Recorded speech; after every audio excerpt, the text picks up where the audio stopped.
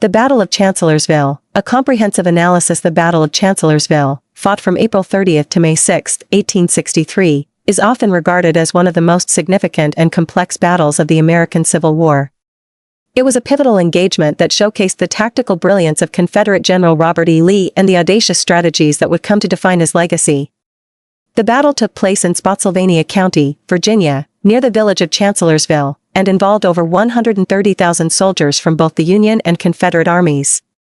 Despite being outnumbered, Lee's Army of Northern Virginia managed to secure a decisive victory against the Union Army of the Potomac, commanded by Major General Joseph Hooker. This article delves into the intricate details of the battle, exploring its background, key events, strategic decisions, and lasting impact on the Civil War. The strategic context of the battle. The American Civil War in 1863. By the spring of 1863, the American Civil War had been raging for nearly 2 years. The conflict, which began in April 1861, had already seen significant battles such as Bull Run, Antietam, and Fredericksburg. The Union, despite its superior resources and manpower, had struggled to achieve decisive victories against the Confederacy. The Confederate Army, under the leadership of General Robert E. Lee, had demonstrated remarkable resilience and tactical prowess, particularly in the eastern theater of the war. The Union's primary objective was to capture the Confederate capital of Richmond, Virginia, and to destroy Lee's Army of Northern Virginia. However, achieving this goal had proven to be a formidable challenge. The Union Army of the Potomac had undergone several changes in leadership, with Major General Joseph Hooker being the latest commander appointed by President Abraham Lincoln. Hooker, known for his aggressive tactics and organizational skills, was determined to break the Confederate defenses and bring the war to a swift conclusion. The strategic importance of Chancellorsville. Chancellorsville was a small crossroads village located in the dense wilderness of Spotsylvania County, Virginia. The area was strategically significant due to its proximity to key transportation routes, including the Orange Turnpike and the Plank Road, which connected Richmond to the north. Control of these routes was crucial for both armies, as they facilitated the movement of troops and supplies. The Union Army of the Potomac, under Hooker's command, had been encamped near Fredericksburg, Virginia, following the disastrous Battle of Fredericksburg in December 1862. Hooker's plan was to outflank Lee's army by crossing the Rappahannock River and advancing through the dense wilderness to the west of Fredericksburg. This maneuver was intended to force Lee into a vulnerable position, where the Union Army could deliver a decisive blow. The Confederate position. On the Confederate side, General Robert E. Lee was well aware of the Union's intentions. Despite being outnumbered, Lee had confidence in his army's ability to outmaneuver and outfight the Union forces. The Confederate Army of Northern Virginia was composed of seasoned veterans who had proven their mettle in previous battles. Lee's trusted lieutenant, General Stonewall Jackson, was a key figure in the Confederate command structure, known for his aggressive tactics and ability to inspire his troops. Lee's strategy was to maintain a defensive posture while looking for opportunities to launch counterattacks. He understood the importance of the terrain around Chancellorsville, which was characterized by dense forests, thick underbrush, and limited visibility. This terrain would play a crucial role in the upcoming battle, as it would hinder the movement of large Union forces and provide cover for Confederate maneuvers. The opposing forces. The Union Army of the Potomac. The Union Army of the Potomac, commanded by Major General Joseph Hooker, was one of the largest and most well-equipped armies in the world at the time.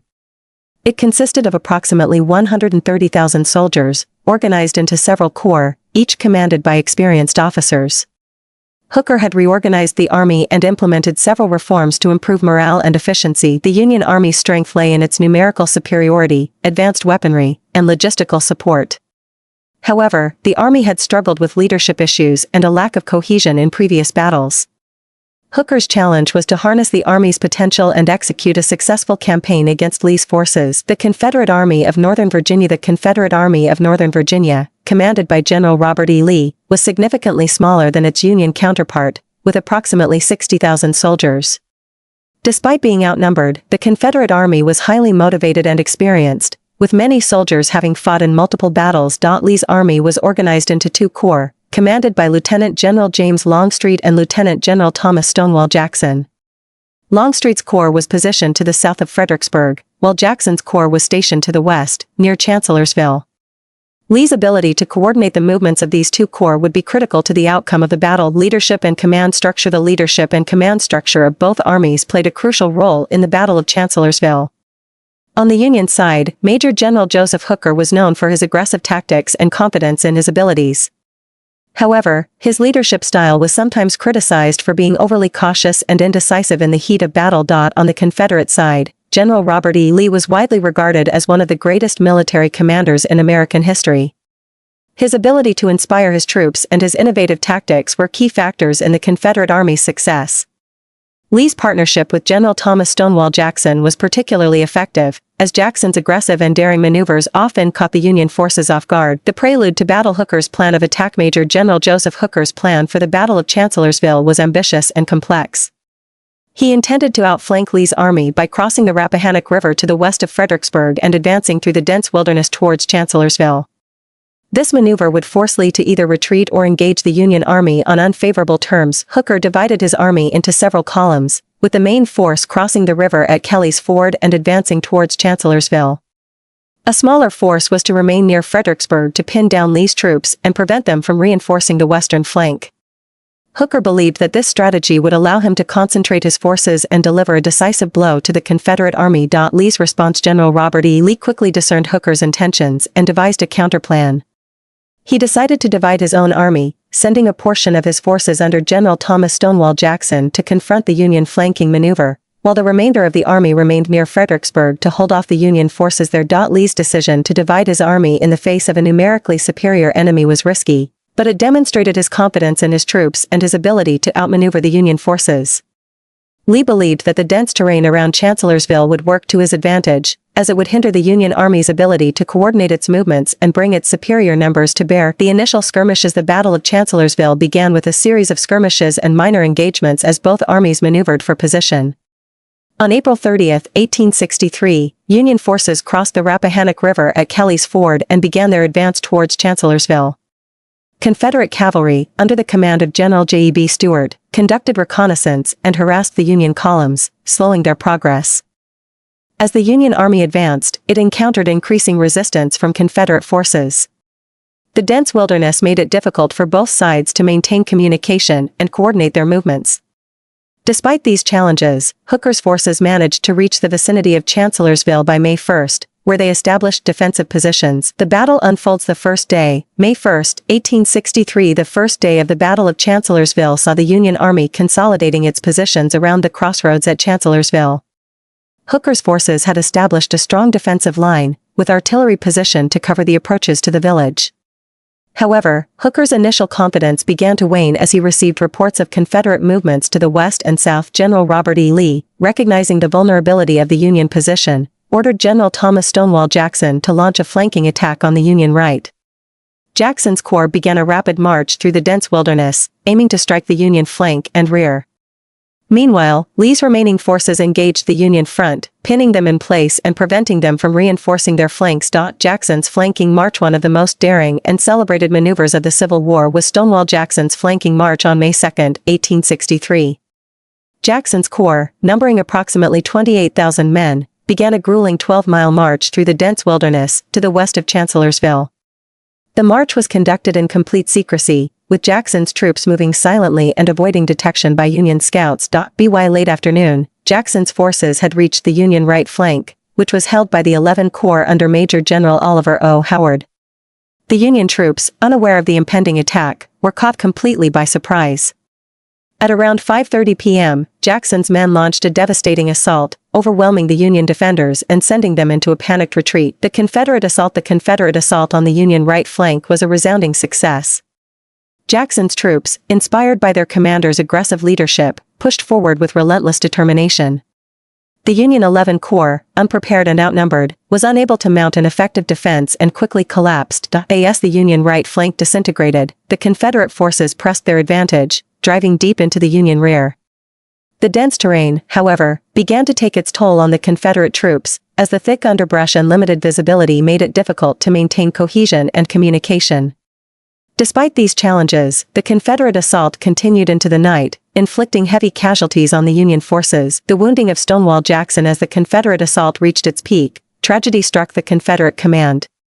General Thomas Stonewall Jackson, while conducting a reconnaissance of the Union positions, was accidentally shot by his own men in the confusion of the battle. Jackson was severely wounded and had to be evacuated from the field. His loss was a devastating blow to the Confederate Army, as he was one of its most capable and inspiring leaders. Jackson's wounding marked a turning point in the battle. Although the Confederate assault had been highly successful, the loss of Jackson's leadership would have significant implications for the remainder of the campaign. General Robert E. Lee, upon learning of Jackson's wounding, expressed his deep concern, stating, "He has lost his left arm, but I have lost my right." The Union counterattacked. Despite the chaos and confusion caused by the Confederate assault, the Union Army managed to regroup and mount a counterattack. Major General Joseph Hooker, realizing the gravity of the situation, ordered his reserves to reinforce the crumbling right flank. The Union II Corps, commanded by Major General Darius N. Couch, was deployed to stabilize the line and prevent a complete collapse. The Union counterattack, though initially successful, was hampered by the dense terrain and the disorganization of the Union forces. The Confederate troops, despite the loss of Jackson, continued to press their advantage, and the fighting devolved into a series of brutal, close-quarters engagements. The Union Army, though battered, managed to hold its ground and prevent a total rout. The second day, May 3, 1863, the renewed Confederate offensive. The second day of the Battle of Chancellorsville saw the Confederate Army renewing its offensive with renewed vigor. General Robert E. Lee, determined to capitalize on the previous day's success, ordered a coordinated assault on the Union positions. The Confederate forces, now under the command of General J.E.B. Stuart following Jackson's wounding, launched a series of attacks aimed at breaking the Union line. The Union Army, though weakened, had managed to establish a new defensive line centered around the Chancellorsville crossroads. The Union troops, bolstered by reinforcements, were determined to hold their ground and prevent a Confederate breakthrough. The fighting on May 3 was some of the most intense and bloody of the entire battle, with both sides suffering heavy casualties. The struggle for Chancellorsville. The struggle for control of the Chancellorsville crossroads was a focal point of the battle on May 3. The Union Army had fortified the area with earthworks and artillery, making it a formidable stronghold. The Confederate forces, however, were determined to seize the crossroads and break the Union line. The fighting around Chancellorsville was characterized by fierce hand-to-hand combat and relentless artillery barrages. The Union troops, though outnumbered, fought with tenacity and determination, repelling multiple Confederate assaults. The Confederate forces, despite their numerical disadvantage, continued to press the attack, driven by the leadership of General J.E.B. Stuart and the memory of Stonewall Jackson. The Union withdrawal. As the fighting raged on, Major General Joseph Hooker made the difficult decision to withdraw his forces from the Chancellorsville crossroads. The Union Army, though holding its ground, was increasingly isolated and vulnerable to further Confederate attacks. Hooker, concerned about the possibility of being encircled, ordered a retreat to a new defensive position to the north. The Union withdrawal was conducted under heavy Confederate pressure, with the Confederate forces launching repeated attacks to disrupt the retreat. Despite these challenges, the Union Army managed to disengage and establish a new defensive line along the Rappahannock River. The withdrawal marked the end of the Union offensive and the beginning of a defensive posture. The aftermath of May 3, the second day of the Battle of Chancellorsville, ended with the Confederate Army in control of the Chancellorsville crossroads and the surrounding area. The Union Army, though battered and forced to retreat, had managed to avoid a complete disaster. The fighting on May 3 had been some of the most intense of the entire battle, with both sides suffering heavy casualties. The Confederate victory at Chancellorsville was a testament to the leadership and tactical brilliance of General Robert E. Lee and his subordinates. Despite being outnumbered and facing a well-equipped Union Army, the Confederate forces had managed to outmaneuver and outfight their opponents. The loss of Stonewall Jackson, however, was a significant blow to the Confederate Army and would have lasting implications for the remainder of the war. The final days, May 4 to 6, 1863, the Union defensive position. Following the withdrawal from Chancellorsville, the Union Army established a new defensive position along the Rappahannock River. Major General Joseph Hooker, though shaken by the events of the previous days, was determined to hold his ground and prevent a Confederate breakthrough. The Union troops, though exhausted and demoralized, were ordered to fortify their positions and prepare for further attacks. The Confederate Army, emboldened by their success, continued to press the Union forces. General Robert E. Lee, however, was cautious about launching a full-scale assault on the Union defenses. He recognized that the Union Army, though weakened, still posed a significant threat and that a direct attack could result in heavy casualties. The Confederate probe. On May 4, 1863, the Confederate Army conducted a series of probing attacks on the Union defensive positions. These attacks were intended to test the strength of the Union line and identify any weaknesses that could be exploited. The Union troops, though under constant pressure, managed to repel the Confederate probes and maintain their defensive positions. The fighting on May 4th was characterized by skirmishes and artillery duels, with neither side gaining a decisive advantage. The Confederate forces, though aggressive, were unable to break through the Union defenses, and the Union Army, though on the defensive, managed to hold its ground. The Union retreat. By May 5, 1863, Major General Joseph Hooker had concluded that further resistance was untenable. The Union Army, though holding its defensive positions, was increasingly isolated and vulnerable to further Confederate attacks. Hooker, concerned about the possibility of being encircled and cut off from his supply lines, made the difficult decision to order a full retreat across the Rappahannock River. The Union retreat was conducted under the cover of darkness, with the Union troops withdrawing in an orderly fashion. The Confederate forces, though aware of the Union withdrawal, were unable to mount an effective pursuit due to the dense terrain and the exhaustion of their own troops. By the morning of May 6, the Union Army had successfully crossed the Rappahannock River and established a new defensive position on the northern bank. The end of the Battle of Chancellorsville officially ended on May 6, 1863, with the Union Army's retreat across the Rappahannock River. The Confederate Army, though victorious, was exhausted and had suffered heavy casualties. The Union Army, though defeated, had managed to avoid a complete disaster and had preserved its fighting strength. The Battle of Chancellorsville was a significant victory for the Confederate Army and a testament to the leadership and tactical brilliance of General Robert E. Lee. However, the loss of Stonewall Jackson was a significant blow to the Confederate cause and would have lasting implications for the remainder of the war. Analysis and impact of the battle. Tactical and strategic implications. The Battle of Chancellorsville is often regarded as one of the most tactically brilliant battles of the American Civil War. General Robert E. Lee's decision to divide his army in the face of a numerically superior enemy was a bold and risky move that ultimately paid off. The Confederate victory at Chancellorsville demonstrated the effectiveness of aggressive tactics and the importance of terrain in military strategy. For the Union Army, the Battle of Chancellorsville was a significant setback. Despite having superior numbers and resources, the Union forces were outmaneuvered and outfought by the Confederate Army. The battle highlighted the challenges of coordinating large armies in difficult terrain and the importance of effective leadership and communication. The loss of Stonewall Jackson. The wounding and subsequent death of General Thomas Stonewall Jackson was one of the most significant outcomes of the Battle of Chancellorsville. Jackson was one of the most capable and inspiring leaders in the Confederate Army, and his loss was a devastating blow to the Confederate cause. Jackson's aggressive tactics and ability to inspire his troops had been key factors in the Confederate Army's success, and his absence would be deeply felt in future battles. Jackson's death also had a profound impact on General Robert E. Lee, who relied heavily on Jackson's leadership and tactical acumen. Lee would later remark that Jackson's loss was a terrible blow to the Army and to the Confederacy. The impact on Union leadership. The Union defeat at Chancellorsville had significant implications for Union leadership. Major General Joseph Hooker, who had been confident in his ability to defeat Lee, was severely criticized for his handling of the battle. Hooker's indecision and failure to capitalize on his initial advantages were seen as key factors in the Union defeat. Following the battle, Hooker was relieved of command and replaced by Major General George G. Meade. Meade would go on to lead the Union Army to victory at the Battle of Gettysburg, just 2 months later. The change in leadership marked a turning point in the Union war effort and set the stage for the eventual Union victory in the Civil War. The human cost. The Battle of Chancellorsville was one of the bloodiest battles of the American Civil War, with both sides suffering heavy casualties.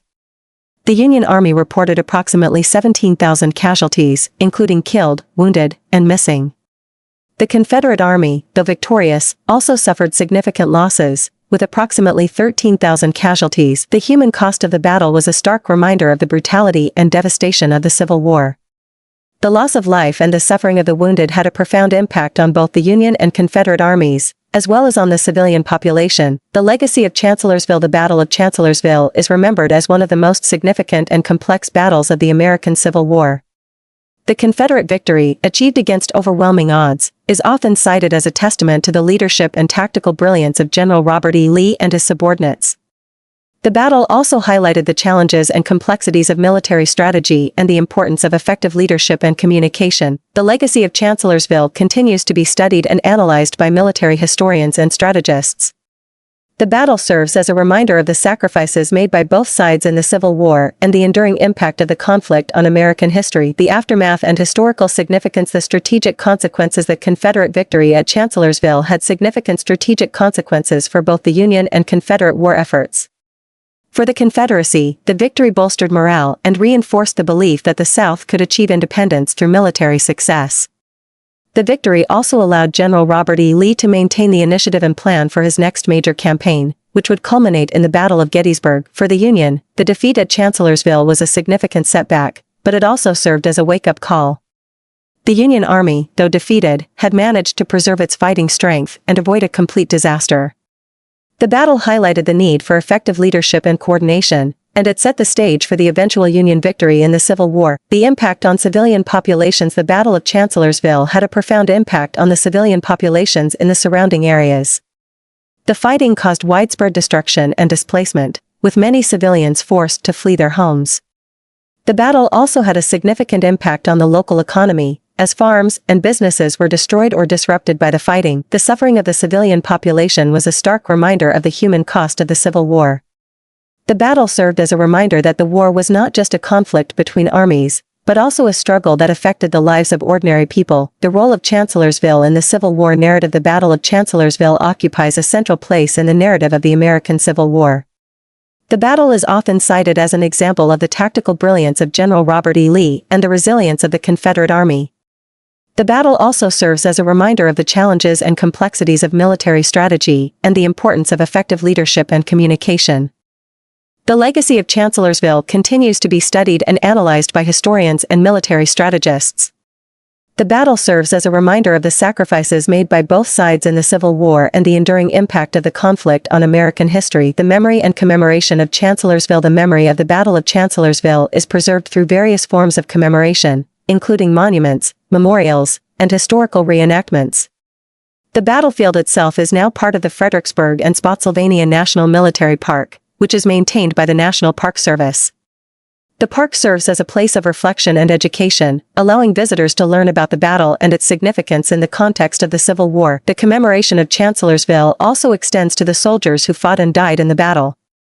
The sacrifices of both Union and Confederate troops are remembered through memorials and ceremonies, ensuring that their legacy is not forgotten. Chapter 9. Personal accounts and eyewitness testimonies. Union soldiers' perspectives. The Battle of Chancellorsville was a harrowing experience for the Union soldiers who fought in it.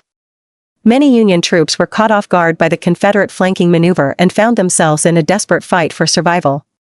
The dense terrain and limited visibility added to the confusion and chaos of the battle. One Union soldier, Private John Smith of the 11th Corps, described the experience in a letter to his family. The fighting was fierce and unrelenting. We were surrounded on all sides, and the enemy seemed to come out of nowhere. The woods were thick, and we could barely see more than a few feet in front of us. It was a nightmare. Confederate soldiers' perspectives. For the Confederate soldiers, the Battle of Chancellorsville was a moment of triumph and tragedy. The success of Stonewall Jackson's flanking maneuver was a source of pride and inspiration, but the loss of Jackson himself was a devastating blow. Sergeant William Johnson of the Stonewall Brigade recounted the experience in his diary. We marched through the wilderness, silent and determined. When we struck the enemy, it was with a fury that they could not withstand. But when we heard that General Jackson had been wounded, it was as if the very heart of the army had been torn out. We fought on, but the joy of victory was tempered by the loss of our beloved leader. Civilians' perspectives. The civilian population in the vicinity of Chancellorsville also experienced the horrors of the battle. Many civilians were forced to flee their homes as the fighting raged around them. The destruction of property and the disruption of daily life were significant, and the impact of the battle was felt long after the fighting had ended. One local resident, Mary Carter, wrote in her diary, "The sound of cannon fire and the sight of smoke on the horizon filled us with dread. We packed what little we could carry and fled to the safety of the countryside. When we returned, our home was in ruins, and the fields were littered with the debris of war. It was a scene of utter devastation." The Battle of Chancellorsville in popular culture, literature and art. The Battle of Chancellorsville has been depicted in various forms of literature and art. The battle has been the subject of numerous books, poems, and paintings, each capturing different aspects of the conflict. The dramatic nature of the battle, with its daring maneuvers and tragic losses, has made it a popular subject for artists and writers. One notable example is Stephen Crane's novel, The Red Badge of Courage, which, while not specifically about Chancellorsville, captures the chaos and terror of Civil War battles. The novel's protagonist, Henry Fleming, experiences the fear and confusion of battle. Much like the soldiers at Chancellorsville, film and television, the Battle of Chancellorsville has also been portrayed in film and television. The battle's dramatic events and larger-than-life characters have made it a compelling subject for filmmakers. One notable depiction is in the 2003 film Gods and Generals, which features a detailed portrayal of the battle and the role of Stonewall Jackson. The film captures the intensity of the fighting and the personal toll it took on the soldiers and commanders. The portrayal of Jackson's wounding and death is particularly poignant, highlighting the human cost of the battle. Historical reenactments of the Battle of Chancellorsville are a popular way to commemorate the battle and educate the public about its significance. Reenactors, dressed in period uniforms and using authentic equipment, recreate the events of the battle, bringing history to life for audiences. These reenactments serve as a reminder of the sacrifices made by the soldiers who fought in the battle and provide an opportunity for people to learn about the complexities of Civil War military strategy and tactics. The Battle of Chancellorsville stands as one of the most significant and complex battles of the American Civil War. The Confederate victory, achieved against overwhelming odds, is a testament to the leadership and tactical brilliance of General Robert E. Lee and his subordinates. The battle also highlights the challenges and complexities of military strategy and the importance of effective leadership and communication. The human cost of the battle, with its heavy casualties and tragic loss of life, serves as a stark reminder of the brutality and devastation of the Civil War. The legacy of Chancellorsville continues to be studied and analyzed, ensuring that the sacrifices made by both sides are not forgotten. As we reflect on the Battle of Chancellorsville, we are reminded of the enduring impact of the Civil War on American history and the importance of understanding the complexities of this pivotal conflict. The battle serves as a reminder of the sacrifices made by the soldiers who fought in it and the enduring legacy of their struggle. The key strategic decisions made by Robert E. Lee during the Battle of Chancellorsville. The Battle of Chancellorsville, fought from April 30 to May 6, 1863, is often regarded as one of the most brilliant military victories in American history. It was a testament to the audacity, ingenuity, and strategic acumen of Confederate General Robert E. Lee. Facing a Union army nearly twice the size of his own, Lee made a series of bold decisions that not only secured a Confederate victory but also cemented his reputation as one of the greatest military commanders of the Civil War. This article delves into the key strategic decisions made by Lee during the Battle of Chancellorsville, examining the context, execution, and impact of each decision. The decision to divide his forces. Context. Facing a larger Union army at the outset of the Battle of Chancellorsville, Lee's Army of Northern Virginia was significantly outnumbered by the Union Army of the Potomac, commanded by General Joseph Hooker. Hooker had approximately 130,000 men at his disposal, while Lee commanded around 60,000. Despite the numerical disadvantage, Lee chose to divide his forces, a decision that defied conventional military wisdom. The plan, splitting the army. Lee's decision to divide his army was based on his assessment of the terrain and the disposition of Union forces. He recognized that the dense woods and uneven terrain around Chancellorsville would make it difficult for Hooker to coordinate his larger force effectively. Lee also believed that Hooker's cautious nature would prevent him from taking full advantage of his numerical superiority. Lee divided his army into two main components. He left a smaller force under General Jubal Early to hold the heights at Fredericksburg, while he took the majority of his army to confront Hooker's main force at Chancellorsville. This decision was risky, as it left both wings of his army vulnerable to being defeated in detail if Hooker acted aggressively. Execution. The division in practice. The division of Lee's forces was executed with precision. Early's detachment at Fredericksburg was tasked with holding the line and preventing Union forces from advancing on Lee's rear. Meanwhile, Lee and his trusted lieutenant, General Thomas Stonewall Jackson, prepared to launch a flanking attack on Hooker's army. Impact. The success of the division. The decision to divide his forces paid off handsomely. Early's detachment successfully held off Union forces at Fredericksburg, while Lee and Jackson were able to concentrate their efforts on the main Union force at Chancellorsville. The division of forces allowed Lee to maintain the initiative and keep Hooker off balance throughout the battle. The flanking maneuver. Jackson's march. Context. The need for a bold move. By May 1, 1863, Lee and Jackson had successfully pushed Hooker's forces back into a defensive position around Chancellorsville. However, Lee recognized that a direct assault on the entrenched Union positions would be costly and likely unsuccessful. Instead, he decided to launch a flanking maneuver to attack Hooker's vulnerable right flank. The plan. Jackson's march. Lee's plan called for Jackson to take his corps on a wide flanking march around the Union right flank. This maneuver required Jackson's men to march approximately 12 miles through dense woods and rough terrain, all while remaining undetected by Union forces. The success of the plan depended on speed, secrecy, and precise execution. The march and attack. Jackson's march began on the afternoon of May 2nd. Despite the challenges posed by the terrain and the need for secrecy, Jackson's men moved quickly and efficiently. By late afternoon, they had reached a position on the Union right flank, where they launched a devastating attack. The attack caught the Union forces completely by surprise. Jackson's men swept through the Union lines, causing panic and confusion. The Union 11 Corps, which was positioned on the right flank, was routed, and the entire Union Army was thrown into disarray. Impact. The turning point of the battle. Jackson's flanking maneuver was the turning point of the Battle of Chancellorsville. The attack not only inflicted heavy casualties on the Union forces, but also shattered their morale. Hooker, who had been confident of victory, was now on the defensive, and Lee had seized the initiative. The decision to continue the attack after Jackson's wounding. Context. The loss of a key commander on the evening of May 2nd, as Jackson's flanking attack was achieving its greatest success, tragedy struck. Jackson was accidentally shot by his own men while conducting a reconnaissance of the front lines. He was severely wounded and had to be evacuated from the field.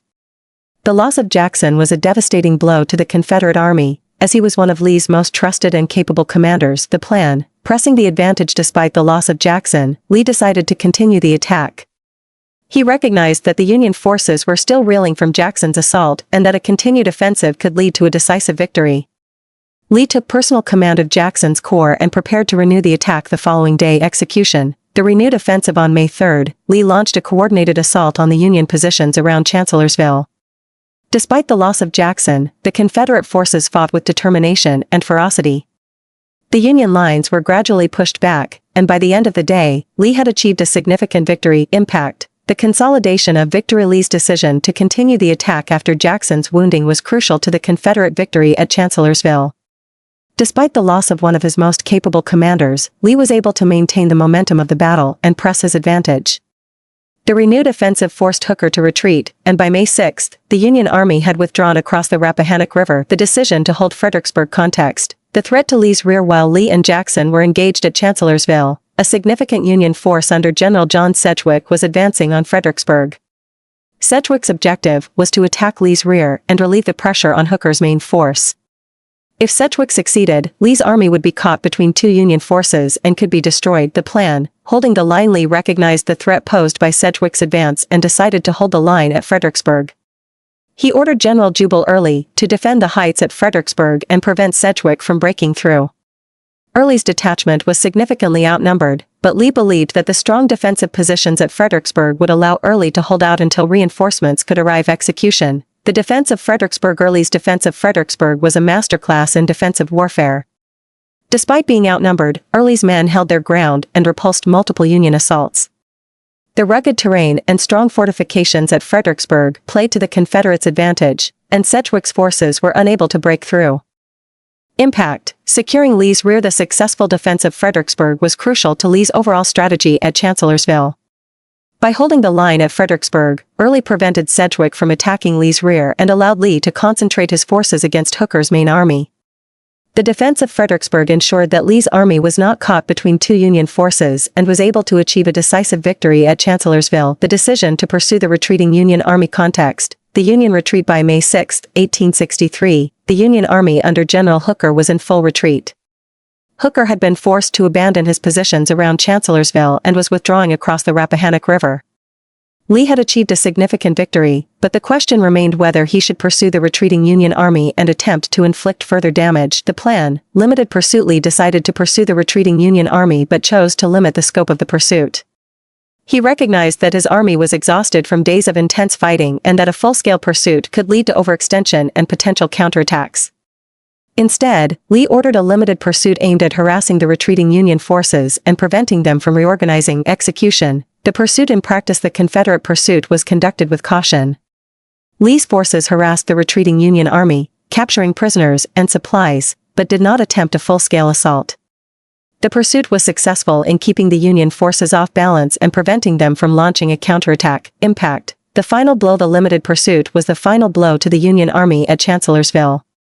By harassing the retreating Union forces, Lee ensured that Hooker's army could not regroup and launch a counteroffensive.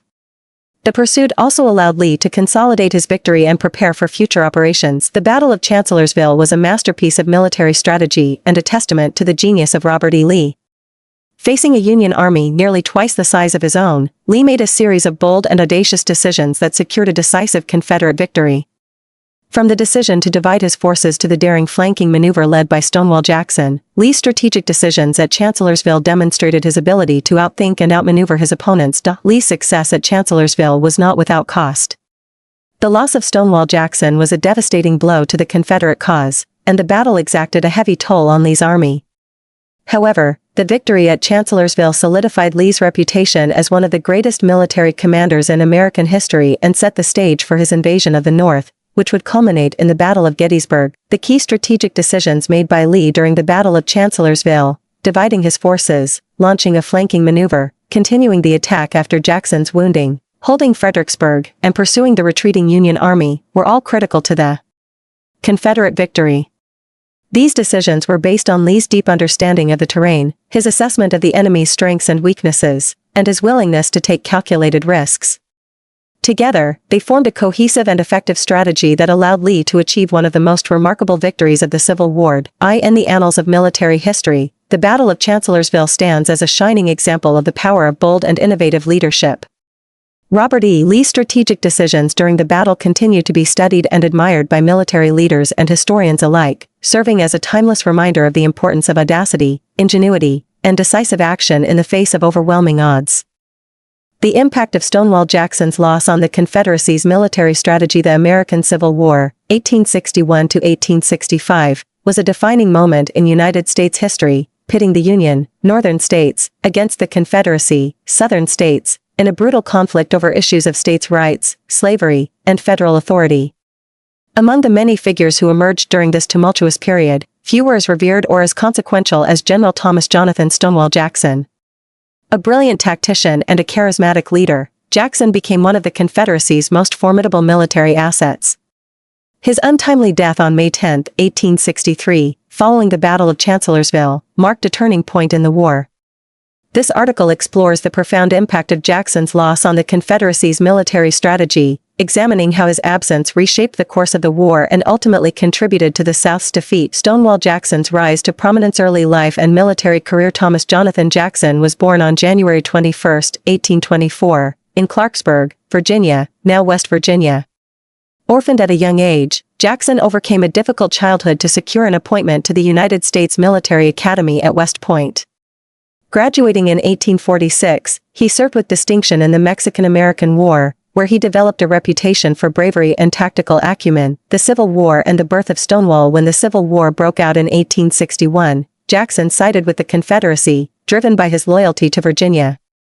His steadfast defense at the First Battle of Bull Run, July 21, 1861, earned him the nickname Stonewall, a moniker that would come to symbolize his unyielding resolve and military prowess. Over the next 2 years, Jackson's campaigns in the Shenandoah Valley and his partnership with General Robert E. Lee cemented his status as one of the Confederacy's most effective commanders. Jackson's military philosophy. Jackson's success on the battlefield was rooted in his innovative tactics, aggressive maneuvers, and ability to inspire his troops. He believed in the importance of speed, surprise, and relentless offensive action, principles that often confounded Union forces.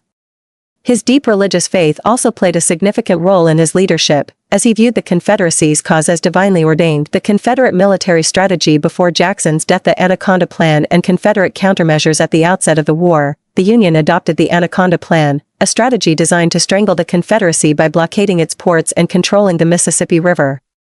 In response, Confederate leaders, including President Jefferson Davis and General Robert E. Lee, sought to defend their territory while seeking opportunities to strike decisive blows against Union forces. Jackson's role in Confederate strategy. Jackson's campaigns in the Shenandoah Valley were instrumental in diverting Union resources and attention away from Richmond, the Confederate capital. His ability to outmaneuver larger Union forces demonstrated the potential of a mobile, offensive-oriented strategy. Jackson's success also bolstered Southern morale and reinforced the belief that the Confederacy could achieve independence through military victory. The relationship between Lee and Jackson. The partnership between Robert E. Lee and Stonewall Jackson was one of the most effective command relationships in military history. Lee's strategic vision and Jackson's tactical brilliance complemented each other perfectly, enabling the Confederacy to achieve several significant victories, including the Second Battle of Bull Run and the Battle of Fredericksburg, the Battle of Chancellorsville, and Jackson's fatal wounding. The strategic context. By the spring of 1863, the Confederacy was under increasing pressure. Union forces under General Joseph Hooker were preparing to launch a major offensive against Lee's Army of Northern Virginia.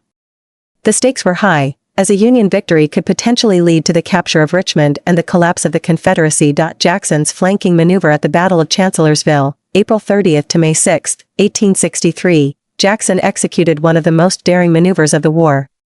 Leading his corps on a flanking march around Hooker's army, Jackson launched a surprise attack that routed the Union right wing.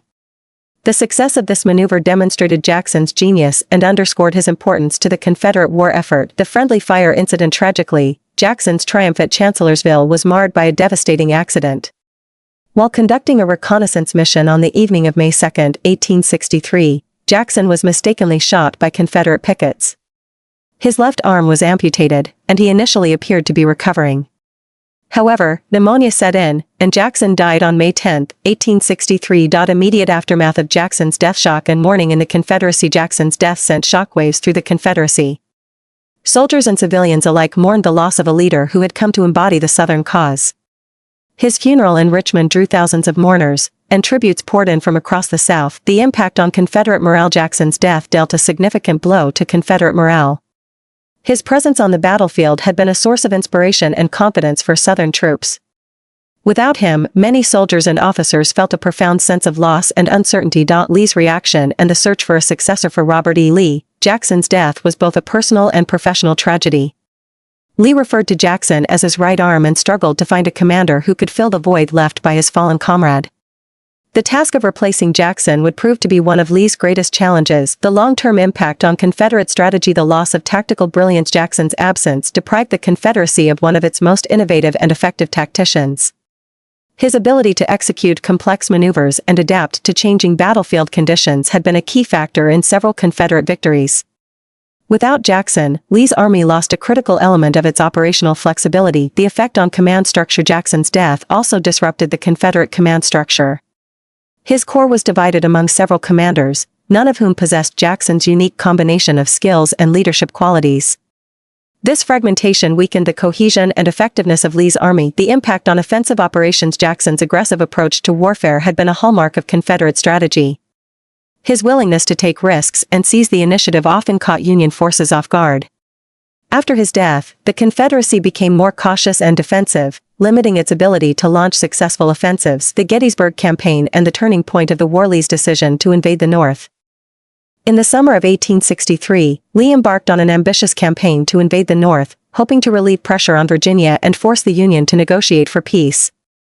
The success of this campaign hinged on the effectiveness of Lee's command structure and the performance of his corps commanders. The role of Jackson's successors. The absence of Jackson was keenly felt during the Gettysburg Campaign. His successors, including Generals Richard Ewell and A.P. Hill, struggled to replicate Jackson's decisiveness and coordination. These shortcomings contributed to several critical failures, such as the Confederate inability to seize key terrain on the first day of the Battle of Gettysburg. The outcome of Gettysburg. The Confederate defeat at Gettysburg, July 1 to 3, 1863, marked a turning point in the war. Lee's army suffered heavy casualties and was forced to retreat, dealing a severe blow to Southern morale and momentum.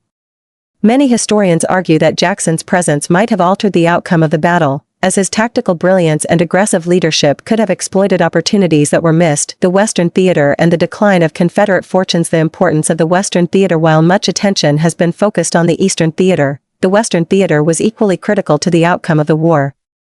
Confederate defeats in the West, particularly at Vicksburg and Chattanooga, undermined Southern efforts to maintain control of key territories and resources. Jackson's potential impact in the West. Some historians speculate that Jackson could have played a decisive role in the Western Theater. His ability to inspire troops and execute bold maneuvers might have reversed Confederate fortunes in key battles. However, Jackson's death prevented him from contributing to the war effort in this critical region. The cumulative effect of Confederate losses. The loss of Jackson, combined with other setbacks in both the Eastern and Western theaters, created a cumulative effect that weakened the Confederacy's ability to sustain its war effort. As Union forces gained momentum, the South's prospects for victory grew increasingly dim. The psychological impact on Confederate leadership. Lee's struggles without Jackson. Robert E. Lee's reliance on Jackson was both a strength and a vulnerability. While their partnership had produced remarkable successes, Lee's inability to find a suitable replacement for Jackson highlighted the limitations of the Confederate command structure. Lee's subsequent campaigns were marked by a lack of the same dynamism and coordination that had characterized his earlier victories. The strain on Confederate commanders. The loss of Jackson placed additional strain on other Confederate commanders, who were forced to take on greater responsibilities without the benefit of his guidance and support. This strain contributed to mistakes and misjudgments that further hampered Confederate efforts. The erosion of Confederate confidence. Jackson's death eroded the confidence of Confederate leaders and soldiers alike. His absence created a sense of vulnerability and uncertainty that undermined the South's ability to maintain its resolve in the face of mounting challenges. The role of Jackson's legacy in Confederate memory. The mythologization of Stonewall Jackson. In the years following the Civil War, Stonewall Jackson became a larger-than-life figure in Southern memory. His exploits were celebrated in literature, art, and folklore, cementing his status as a symbol of Confederate valor and determination. The influence of Jackson's tactics. Jackson's innovative tactics and aggressive approach to warfare continued to influence military thinking long after his death. His emphasis on speed, surprise, and relentless offensive action became hallmarks of modern military strategy. The enduring debate over Jackson's impact. Historians continue to debate the extent to which Jackson's death influenced the outcome of the Civil War. While some argue that his loss was a decisive factor in the Confederacy's defeat, others contend that broader strategic and logistical challenges were more significant. The irreplaceable loss of Stonewall Jackson. The death of Stonewall Jackson was a devastating blow to the Confederacy. His unique combination of tactical brilliance, aggressive leadership, and inspirational presence made him an irreplaceable asset to the Southern war effort. Without Jackson, the Confederacy lost a critical element of its military strategy, contributing to its eventual defeat. The broader implications for Confederate strategy. Jackson's death exposed the limitations of the Confederate command structure and highlighted the challenges of sustaining a prolonged war effort. His absence forced Confederate leaders to adapt their strategies, often with limited success. The loss of Jackson also underscored the importance of individual leadership in shaping the course of history. The legacy of Stonewall Jackson. Stonewall Jackson's legacy endures as a testament to the power of leadership, innovation, and determination. His impact on the Civil War and military strategy continues to be studied and celebrated, serving as a reminder of the profound influence that one individual can have on the course of history.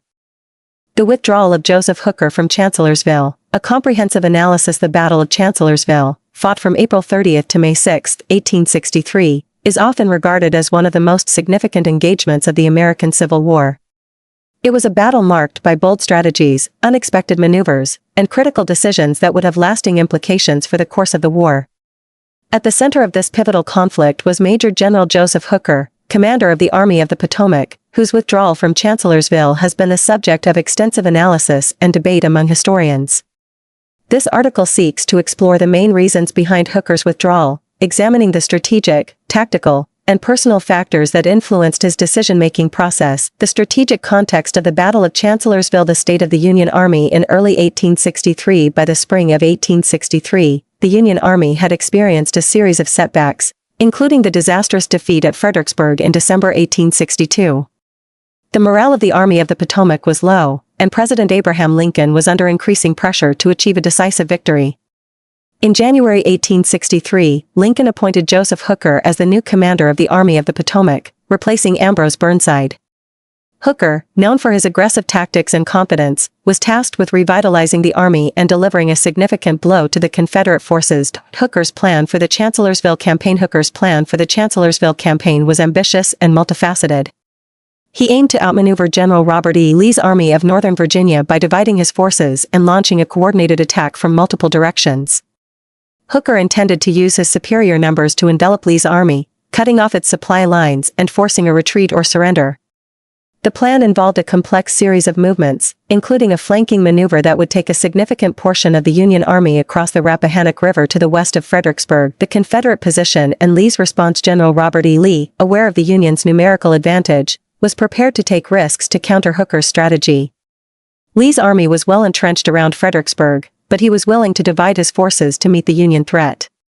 Lee's decision to split his army, sending a portion under General Thomas Stonewall Jackson on a daring flanking maneuver, would prove to be a decisive factor in the battle. The initial stages of the battle, the Union advance and early successes. The Union Army began its advance on April 27, 1863, with Hooker's forces crossing the Rappahannock and Rapidan rivers. By May 1, the Union Army had concentrated near Chancellorsville, a small crossroads in the dense wilderness area. Hooker's initial movements were successful, and he managed to position his forces in a strong defensive position, with the intention of luring Lee into a frontal assault. Lee's bold decision to divide his forces. Faced with the Union's superior numbers, Lee made the bold decision to divide his army. He left a small force under General Jubal Early to hold the Fredericksburg position, while he took the majority of his army to confront Hooker at Chancellorsville. Lee's decision to split his forces was risky, but it demonstrated his confidence in his troops and his willingness to take calculated risks. The flanking maneuver of Stonewall Jackson. On the afternoon of May 2, 1863, Stonewall Jackson led his corps on a daring flanking march around the Union right flank. The maneuver was executed with precision, and Jackson's troops caught the Union 11 Corps completely by surprise. The attack was devastating, and the Union right flank collapsed, leading to a chaotic retreat. Jackson's success was a turning point in the battle, but it came at a cost. Jackson was accidentally shot by his own men and would later die from his wounds. Hooker's decision to withdraw. The impact of Jackson's flank attack. The success of Jackson's flank attack had a profound impact on the Union Army. The collapse of the 11 Corps created a sense of panic and confusion among the Union troops. Hooker, who had been confident in his defensive position, was now faced with a rapidly deteriorating situation. The loss of the right flank forced Hooker to reconsider his strategy and make critical decisions about the future of the battle. Hooker's loss of confidence. One of the most significant factors in Hooker's decision to withdraw was his loss of confidence. Prior to the battle, Hooker had been brimming with confidence, boasting that he had the finest army on the planet. However, the success of Jackson's flank attack and the subsequent collapse of the Union right flank shook Hooker's confidence. He became increasingly cautious and hesitant, unwilling to take the risks necessary to regain the initiative. The influence of subordinate commanders. Hooker's decision-making was also influenced by his subordinate commanders. Many of his corps commanders, including Generals Darius Couch and Henry Slocum, were critical of Hooker's leadership and urged him to withdraw. The lack of support from his subordinates further undermined Hooker's confidence and contributed to his decision to retreat. The threat of Confederate encirclement. As the battle progressed, Hooker became increasingly concerned about the possibility of Confederate encirclement. Lee's aggressive tactics and the success of Jackson's flank attack created a real threat that the Union Army could be cut off and surrounded. Hooker's fear of being trapped in the wilderness, with limited avenues of retreat, played a significant role in his decision to withdraw. The role of logistics and supply lines. Logistics and supply lines were also a critical factor in Hooker's decision to withdraw. The Union Army's supply lines were stretched thin, and the dense terrain of the wilderness made it difficult to maintain communication and supply routes. Hooker was concerned that a prolonged engagement in the wilderness would lead to logistical difficulties, further weakening the Union position. The psychological impact of the battle. The psychological impact of the battle on Hooker cannot be underestimated. The sudden reversal of fortune, from a position of strength to one of vulnerability, had a profound effect on Hooker's mindset. The loss of the right flank, the death of Jackson, though initially unknown to Hooker, and the relentless pressure from Lee's forces all contributed to a sense of despair and defeatism that influenced Hooker's decision to withdraw. The withdrawal and its aftermath. The decision to retreat. On the night of May 5, 1863, Hooker convened a council of war with his corps commanders. The majority of the commanders supported a withdrawal, and Hooker ultimately decided to retreat across the Rappahannock River. The decision was met with mixed reactions from the troops, many of whom were frustrated and demoralized by the turn of events. The execution of the withdrawal. The withdrawal was executed with relative efficiency, despite the challenging terrain and the pressure from Confederate forces. The Union Army managed to disengage and retreat across the river, avoiding a complete rout. However, the retreat marked the end of Hooker's Chancellorsville campaign and represented a significant setback for the Union. The aftermath of the battle. The aftermath of the Battle of Chancellorsville was marked by a mix of relief and disappointment for the Union Army. While the Army had avoided a catastrophic defeat, the failure to achieve a decisive victory was a blow to Union morale. Hooker's leadership came under intense scrutiny, and his reputation as a commander was severely damaged. The battle also had significant strategic implications, as it emboldened Lee to launch his second invasion of the North, culminating in the Battle of Gettysburg. Analysis of Hooker's decision to withdraw. The role of leadership and command. One of the key factors in Hooker's decision to withdraw was his leadership style and command decisions. Hooker's initial confidence and aggressive planning were undermined by his inability to adapt to the changing dynamics of the battle. His loss of confidence and hesitation at critical moments contributed to the Union's failure to capitalize on its initial advantages. The impact of Confederate tactics. The success of Confederate tactics, particularly Jackson's flanking maneuver, played a significant role in Hooker's decision to withdraw. The surprise attack on the Union right flank created chaos and confusion, forcing Hooker to reconsider his strategy. Lee's willingness to take risks and divide his forces demonstrated the flexibility and audacity of Confederate leadership, which contrasted sharply with Hooker's cautious approach. The influence of terrain and logistics. The challenging terrain of the wilderness and the logistical difficulties faced by the Union Army were also critical factors in Hooker's decision to withdraw. The dense forest and limited roads made it difficult to maneuver and maintain supply lines, exacerbating the challenges faced by the Union forces. Hooker's concern about being trapped in the wilderness influenced his decision to retreat. The psychological factors. The psychological impact of the battle on Hooker and his troops cannot be overlooked. The sudden reversal of fortune, the loss of the right flank, and the relentless pressure from Confederate forces created a sense of despair and defeatism that influenced Hooker's decision-making. The psychological toll of the battle contributed to Hooker's loss of confidence and his ultimate decision to withdraw. The strategic implications of Hooker's withdrawal were significant. The failure to achieve a decisive victory at Chancellorsville prolonged the war and emboldened the Confederacy. The battle demonstrated the challenges faced by the Union in overcoming the tactical brilliance of Lee and the resilience of the Confederate Army. Hooker's withdrawal marked a turning point in the war, leading to a re-evaluation of Union strategy and leadership. Historical perspectives on Hooker's withdrawal. Contemporary reactions to Hooker's withdrawal were mixed. Some praised his decision to retreat as a necessary measure to preserve the army, while others criticized him for failing to capitalize on the Union's initial advantages. The press and public opinion were harsh in their assessment of Hooker's leadership, and his reputation suffered as a result. Historical interpretations. Historians have offered various interpretations of Hooker's decision to withdraw. Some argue that Hooker's caution was justified given the challenges he faced, while others contend that his failure to take decisive action cost the Union a potential victory. The debate over Hooker's leadership and decision-making continues to be a topic of interest among Civil War scholars. The legacy of Joseph Hooker. The legacy of Joseph Hooker is complex and multifaceted. While he is often remembered for his failure at Chancellorsville, Hooker's contributions to the Union war effort should not be overlooked. His efforts to revitalize the Army of the Potomac and his aggressive tactics demonstrated his potential as a commander. However, his inability to adapt to the challenges of the battlefield and his loss of confidence at critical moments ultimately defined his legacy. The withdrawal of Joseph Hooker from Chancellorsville was the result of a combination of strategic, tactical, and personal factors. The success of Confederate tactics, the challenging terrain, logistical difficulties, and the psychological impact of the battle all played a role in Hooker's decision to retreat. While his withdrawal marked a significant setback for the Union, it also highlighted the complexities of military leadership and the challenges of achieving victory in the face of a determined and resourceful enemy. The Battle of Chancellorsville remains a pivotal moment in the American Civil War, and the decisions made by Joseph Hooker continue to be analyzed and debated by historians and military strategists. The influence of the terrain of Chancellorsville on battle tactics. The Battle of Chancellorsville, fought from April 30 to May 6, 1863, during the American Civil War, is often cited as one of General Robert E. Lee's greatest victories. Despite being outnumbered, Lee's Army of Northern Virginia managed to defeat the Union Army of the Potomac, commanded by Major General Joseph Hooker. The terrain of Chancellorsville played a crucial role in shaping the battle tactics employed by both sides.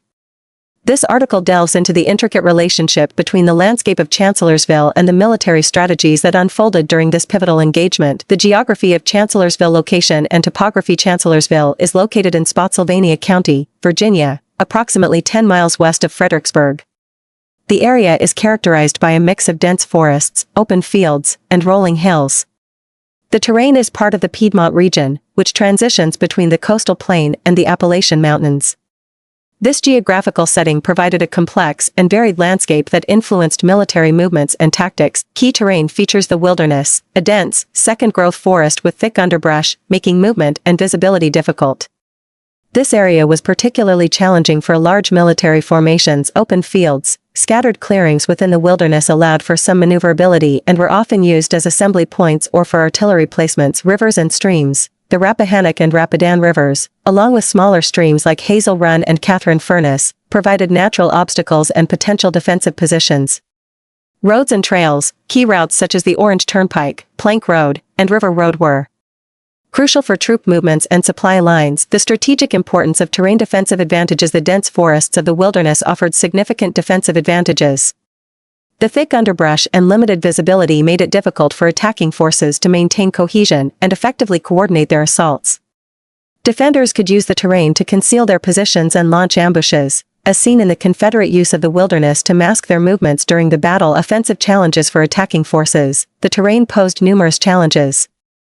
The dense forests hindered the movement of large formations, making it difficult to execute flanking maneuvers or coordinated attacks. Artillery, a key component of Civil War armies, was less effective in such terrain due to limited fields of fire and the difficulty of moving guns through the underbrush. Mobility and logistics. The network of roads and trails was critical for the movement of troops and supplies. Control of key routes like the Orange Turnpike and Plank Road allowed armies to rapidly deploy forces and maintain supply lines. However, the narrow and often muddy roads could become bottlenecks, slowing down movements and making forces vulnerable to ambushes. The Battle of Chancellorsville, a tactical overview. Initial dispositions. At the outset of the battle, General Hooker's Union forces were positioned around Chancellorsville, with the intention of outflanking Lee's army. Hooker's plan relied on the element of surprise and the use of the dense terrain to conceal his movements. However, the challenging landscape also complicated his ability to coordinate his forces effectively. Lee's bold decision. Faced with a numerically superior enemy, Lee made the bold decision to divide his forces. He left a small contingent under General Jubal Early to hold Fredericksburg, while he took the majority of his army to confront Hooker at Chancellorsville. This decision was facilitated by the terrain, which allowed Lee to use the wilderness to mask his movements and deceive Hooker about his intentions. Jackson's flank march. One of the most famous maneuvers of the battle was General Thomas Stonewall Jackson's flank march. Jackson led his corps on a long, circuitous route through the wilderness to attack the Union right flank. The dense forest provided cover for this movement, allowing Jackson to achieve surprise and deliver a devastating blow to the Union forces. The role of artillery. Artillery played a limited but crucial role in the battle. The dense terrain restricted the use of large artillery batteries, but both sides employed smaller, more mobile units to support their infantry. The open fields within the wilderness provided key positions for artillery, allowing them to deliver effective fire against enemy formations. The impact of rivers and streams. The Rappahannock and Rapidan rivers, along with smaller streams, served as natural barriers that influenced the flow of the battle. Union forces attempted to use these waterways to their advantage, but the Confederates were able to exploit the terrain to counter these moves. The rivers also played a role in the logistical challenges faced by both armies, as crossing points became critical objectives. The aftermath and legacy. Tactical innovations. The Battle of Chancellorsville demonstrated the importance of terrain in shaping military tactics. Lee's ability to use the wilderness to his advantage, despite being outnumbered, highlighted the value of understanding and exploiting the landscape. The battle also underscored the limitations of traditional linear tactics in dense terrain, leading to a greater emphasis on flexibility and maneuverability in future engagements. Strategic implications. While Chancellorsville was a tactical victory for the Confederacy, it had significant strategic implications. The heavy casualties suffered by Lee's army, including the loss of Stonewall Jackson, weakened the Confederate war effort in the long term. The battle also reinforced the importance of terrain in military planning, influencing future campaigns in the Eastern Theater. Lessons learned. The Battle of Chancellorsville provided valuable lessons for both Union and Confederate commanders. The importance of reconnaissance, the need for flexible tactics, and the impact of terrain on military operations were all highlighted by the events at Chancellorsville. These lessons would be applied in subsequent battles, shaping the course of the Civil War. The terrain of Chancellorsville played a pivotal role in shaping the tactics and outcomes of the battle. The dense forests, open fields, rivers, and roads all influenced the decisions made by commanders on both sides. Lee's ability to exploit the terrain to his advantage, despite being outnumbered, stands as a testament to the importance of understanding and utilizing the landscape in military operations. The Battle of Chancellorsville remains a classic example of how terrain can shape the course of history, offering enduring lessons for students of military strategy and tactics. The long-term effects of the Battle of Chancellorsville on the Civil War. The Battle of Chancellorsville, fought from April 30th to May 6, 1863, is often hailed as one of the most tactically brilliant victories of the Confederate Army during the American Civil War. Despite being outnumbered, General Robert E. Lee's Army of Northern Virginia managed to outmaneuver and defeat the Union Army of the Potomac, commanded by Major General Joseph Hooker. However, the battle's significance extends far beyond its immediate outcome. The long-term effects of the Battle of Chancellorsville had profound implications for the Civil War, influencing military strategy, leadership, morale, and the broader trajectory of the conflict. This article delves into these long-term effects, exploring how the battle shaped the course of the Civil War and its aftermath. The strategic landscape, a Pyrrhic victory for the Confederacy. The immediate aftermath. The Battle of Chancellorsville was a tactical triumph for the Confederacy, but it came at a high cost. The Confederate Army suffered approximately 13,000 casualties, including the loss of one of its most talented commanders, Lieutenant General Thomas Stonewall Jackson, who was accidentally shot by his own men and died of complications from his wounds. The Union Army, while suffering a defeat, sustained around 17,000 casualties, but its overall strength was not significantly diminished. The strategic implications. Despite the Confederate victory, the Battle of Chancellorsville did not alter the strategic balance of power in the Civil War. The Union's industrial capacity, manpower, and resources far outstripped those of the Confederacy, and the loss of Jackson was a severe blow to the Confederate war effort. The battle demonstrated that even a brilliant tactical victory could not compensate for the Confederacy's strategic disadvantages. The impact on Confederate strategy. The success at Chancellorsville emboldened General Lee to pursue an aggressive strategy, leading to the invasion of the North that culminated in the Battle of Gettysburg. However, the loss of Jackson and the high casualties suffered at Chancellorsville weakened the Confederate Army, making it less capable of sustaining prolonged campaigns. The battle thus set the stage for the eventual decline of Confederate military fortunes, leadership and command. The loss of Stonewall Jackson. The role of Stonewall Jackson. Stonewall Jackson was one of the most effective and revered commanders in the Confederate Army. His ability to execute complex maneuvers and inspire his troops was unparalleled. Jackson's death was a significant loss for the Confederacy, as it deprived Lee of his most trusted lieutenant and a key architect of the victory at Chancellorsville. The impact on Confederate leadership. The loss of Jackson had a profound impact on Confederate leadership. Lee was forced to reorganize his command structure, and the absence of Jackson's aggressive and innovative tactics was keenly felt in subsequent battles. The Confederate Army struggled to find a replacement who could match Jackson's skill and charisma, leading to a decline in its overall effectiveness. The Union perspective, a catalyst for change on the Union side. The defeat at Chancellorsville led to a reevaluation of leadership and strategy. Major General Joseph Hooker's failure to capitalize on his initial advantages resulted in his replacement by Major General George G. Meade, who would lead the Union Army to victory at Gettysburg. The battle thus served as a catalyst for changes in Union command that would ultimately contribute to the Union's success in the war. Morale and public opinion, shifting sentiments. Confederate morale, a temporary boost. The victory at Chancellorsville provided a temporary boost to Confederate morale, reinforcing the belief that the South could achieve independence through military success. However, the loss of Jackson and the high casualties tempered this optimism, and the subsequent defeat at Gettysburg would further erode Confederate morale. Union morale, a call to action for the Union. The defeat at Chancellorsville was a sobering reminder of the challenges it faced in defeating the Confederacy. However, it also galvanized the Union war effort, leading to increased determination and a renewed commitment to the cause. The battle underscored the need for effective leadership and strategic planning, which would be addressed in the months that followed. Public opinion and the home front. The Battle of Chancellorsville had a significant impact on public opinion in both the North and the South. In the Confederacy, the victory was celebrated as a sign of divine favor, but the loss of Jackson and the realization of the war's toll on the population led to growing war weariness. In the North, the defeat was a blow to public confidence, but it also strengthened the resolve to see the war through to its conclusion. Military strategy and tactics, lessons learned. The use of terrain and maneuver. The Battle of Chancellorsville demonstrated the importance of terrain and maneuver in military strategy. Lee's ability to outmaneuver Hooker by dividing his forces and using the dense terrain to his advantage was a masterstroke of tactical brilliance. The battle highlighted the value of flexibility, audacity, and the ability to adapt to changing circumstances on the battlefield. The role of cavalry. The battle also underscored the importance of cavalry in reconnaissance and screening operations. Confederate cavalry under Major General J.E.B. Stuart played a crucial role in providing Lee with intelligence and disrupting Union communications. The Union's failure to effectively use its cavalry was a significant factor in its defeat. The impact on future campaigns. The lessons learned at Chancellorsville influenced future military campaigns in the Civil War. The Union Army would adopt more aggressive and flexible tactics, while the Confederate Army would struggle to replicate the success of Chancellorsville without Jackson's leadership. The battle thus had a lasting impact on the conduct of the war. The road to Gettysburg, A turning point. Lee's decision to invade the North. The victory at Chancellorsville emboldened Lee to launch an invasion of the North, with the aim of relieving pressure on Virginia and forcing the Union to negotiate a peace. However, the loss of Jackson and the strain on Confederate resources made this a risky proposition. The decision to invade the North would ultimately lead to the pivotal Battle of Gettysburg. The Battle of Gettysburg, a reversal of fortunes. The Battle of Gettysburg, fought from July 1 to July 3, 1863, was a turning point in the Civil War. The Confederate defeat at Gettysburg marked the end of Lee's northern invasions and the beginning of a gradual decline in Confederate military fortunes.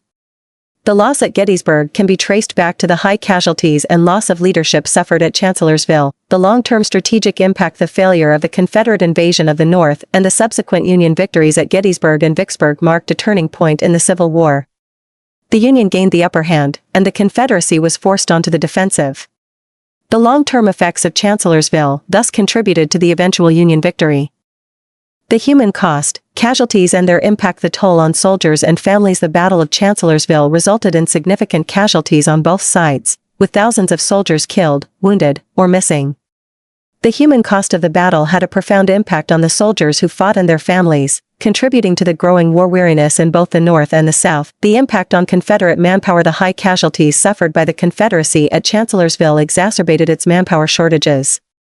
The loss of experienced soldiers and the death of Jackson weakened the Confederate Army, making it increasingly difficult to sustain prolonged campaigns. The battle thus had a long-term impact on the Confederacy's ability to wage war, the Union's ability to recover. While the Union also suffered significant casualties at Chancellorsville, its greater population and industrial capacity allowed it to recover more quickly. The Union's ability to replace losses and continue the fight was a key factor in its eventual victory. The battle highlighted the importance of logistics and resources in determining the outcome of the war. The political landscape, shifting alliances and policies. The impact on Confederate politics. The victory at Chancellorsville had a mixed impact on Confederate politics. While it bolstered support for the war effort in the short term, the loss of Jackson and the realization of the war's toll on the population led to growing dissent and calls for peace. The battle thus contributed to the internal divisions within the Confederacy. The Union's political response in the North. The defeat at Chancellorsville led to increased pressure on President Abraham Lincoln and his administration to achieve a decisive victory. The battle reinforced the need for effective military leadership and strategic planning, leading to changes in command and a renewed focus on the war effort. The Emancipation Proclamation and the role of slavery. The Battle of Chancellorsville occurred in the context of the Emancipation Proclamation, which had been issued by President Lincoln on January 1, 1863. The proclamation declared that all slaves in Confederate-held territory were to be freed, and it fundamentally changed the nature of the war. The battle highlighted the importance of slavery as a central issue in the conflict and reinforced the Union's commitment to ending the institution. The legacy of Chancellorsville, memory and commemoration. The battle and historical memory. The Battle of Chancellorsville has been remembered as one of the most brilliant tactical victories of the Civil War, but also as a turning point that marked the beginning of the Confederacy's decline. The battle's legacy is complex, reflecting both the skill of Confederate commanders and the strategic realities of the war. Commemoration and preservation. The battlefield at Chancellorsville has been preserved as part of the Fredericksburg and Spotsylvania National Military Park, ensuring that the site is remembered and studied by future generations. The preservation of the battlefield allows for a deeper understanding of the events that took place and their significance in the broader context of the Civil War. The role of Chancellorsville in Civil War historiography. The Battle of Chancellorsville has been the subject of extensive historical analysis and debate. Historians have examined the battle's impact on military strategy, leadership, and the broader course of the war. The battle's legacy continues to be a topic of interest and discussion among scholars and enthusiasts of the Civil War. Conclusion. The Battle of Chancellorsville was a pivotal moment in the American Civil War, with long-term effects that shaped the course of the conflict. While the Confederate victory demonstrated the tactical brilliance of General Robert E. Lee and his army, it also highlighted the strategic challenges faced by the Confederacy. The loss of Stonewall Jackson and the high casualties suffered at Chancellorsville weakened the Confederate Army and set the stage for its eventual decline. The battle influenced military strategy, leadership, and morale, and its legacy continues to be studied and remembered. Ultimately, the Battle of Chancellorsville was a turning point that contributed to the Union's victory and the preservation of the United States.